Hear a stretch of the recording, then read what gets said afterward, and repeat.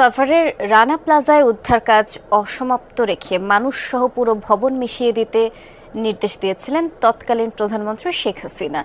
তাজরিন ফ্যাশনের পুড়ে যাওয়া মরদেহ পুলিশের মাধ্যমে গুম করারও নির্দেশ তিনি দিয়েছিলেন।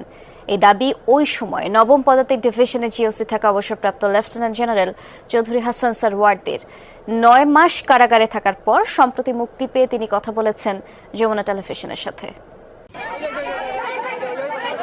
১১ বছর আগের ভয়ঙ্কর একদিন ২৪ এপ্রিল। বাংলাদেশ তো বটেই, পুরো বিশ্বকে নাড়া দিয়েছিল সাভারের রানা প্লাজা ধস। ওই ঘটনায় আহত নিহতের পরিবার তো আছেই, এখনো অসংখ্য লোকের চোখে লেগে আছে বাঁচার জন্য চাপা পড়া মানুষের নিদারুণ আর্তনাদ। এক ফোঁটা পানি কিংবা একটু অক্সিজেনের জন্য সেই কাকতি কানে বাজে এখনো। আমার একটা ছেলে একটা মেয়ে, আমি বাঁচতে চাই বাবা, আমাকে বাঁচাও তোমরা। ১১৩৬ জন নিহতের ওই মর্মান্তিক ঘটনায় জীবিত উদ্ধার করা হয়েছিল ২৪৩৮ জনকে। উদ্ধার কাজে সার্বিক তদারকির দায়িত্বে ছিল সেনাবাহিনীর নবম পদাতিক ডিভিশন, যার প্রধান ছিলেন সাভারের জেনারেল অফিসার কমান্ডিং বা জিওসি তৎকালীন মেজর জেনারেল চৌধুরী হাসান সারোয়ার্দী। ২০২৩ সালের অক্টোবর থেকে কারাগারে থাকা সাবেক এই এসএসএফ প্রধান মুক্তি পান গত ৬ আগস্ট। তার দাবি, রানা প্লাজায় নিহতের সংখ্যা কম দেখাতে নির্দেশ দিয়েছিলেন সাবেক প্রধানমন্ত্রী শেখ হাসিনা। উদ্ধার করার সময় এক পর্যায়ে প্রধানমন্ত্রী আমাকে নির্দেশ দিলেন যে অনেক তো উদ্ধার হলো, এবার চাপা দিয়ে দাও এবং এই কাজটা বন্ধ করা যায় কিনা। আমি বলেছি অসম্ভব, এখানে হাজার হাজার জীবিত মৃত মানুষ আছে, আমি উদ্ধার করছি আপনার কথা বলে যে আপনি নির্দেশ দিয়েছেন জীবিত কিংবা মৃত ব্যক্তি, শেষ ব্যক্তি উদ্ধার না হওয়া পর্যন্ত এই অভিযান চলবে, আমি এখান থেকে যেতে পারি না। তিনি বললেন স্পেকট্রা গার্মেন্টস নামে একটি গার্মেন্টস পূর্ববর্তী বিএনপি আমলে ধ্বংস হয়েছিল এবং সেটাতে মানুষ চাপা দেয়া হয়েছে, কাকেও উদ্ধার করা হয়নি। রানা প্লাজা থেকে ১৭ দিন পর জীবিত উদ্ধার হন রেশমা।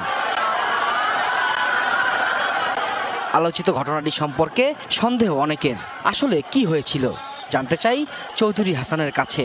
তারপরে অনেক কথা হয়েছে, সংসদে এটা নিয়ে প্রতিবাদ করা হয়েছে, কিভাবে উদ্ধার হলো কি হলো এটা জানতে চাওয়া হয়েছে। আমার কথা হলো, আমি নিজে এবং অন্যান্য সংগঠন থেকেও বলা হয়েছিল এটার বিচার বিভাগীয় তদন্ত করা হোক।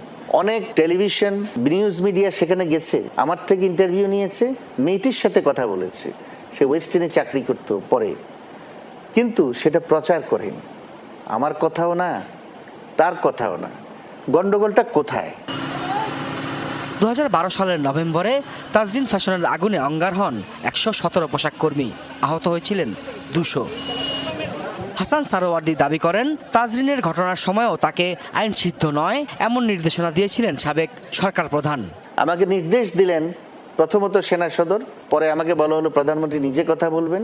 তিনি বললেন এই লাশগুলোকে পুলিশকে হ্যান্ডওভার করে গুম করে ফেলতে হবে। আমি বলেছিলাম কেন? প্রধানমন্ত্রী আমাকে জানালেন যে পরের দিন এই লাশ নিয়ে বেগম খালেদা জিয়া বিএনপি মিছিল করবে, লাশের মিছিল, রাস্তাঘাট বন্ধ করবে, সরকার বিরুদ্ধে আন্দোলন শুরু করবে নতুনভাবে। এরকম আরও অনৈতিক নির্দেশনা অমান্য করায় তিনি আওয়ামী লীগ সরকারের অপ্রিয় পাত্রে পরিণত হন বলে দাবি ন্যাশনাল ডিফেন্স কলেজের সাবেক এই কমান্ড্যান্টের।